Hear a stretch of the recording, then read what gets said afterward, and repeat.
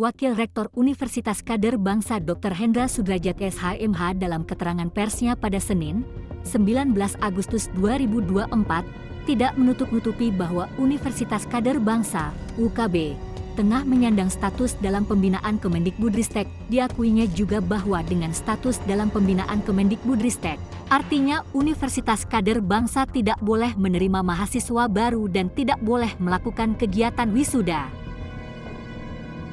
Ditegaskannya, Universitas Kader Bangsa yang sudah berdiri sejak 1999 tidak menyalahkan siapapun atas status yang disandangnya saat ini.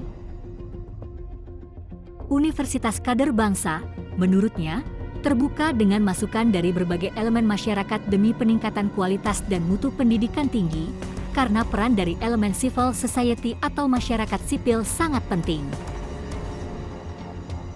Perguruan tinggi termasuk UKB mesti dijaga peran dan fungsinya sebagai institusi pendidikan tinggi yang mencetak kader bangsa yang berkualitas, di mana UKB telah berkiprah selama 24 tahun.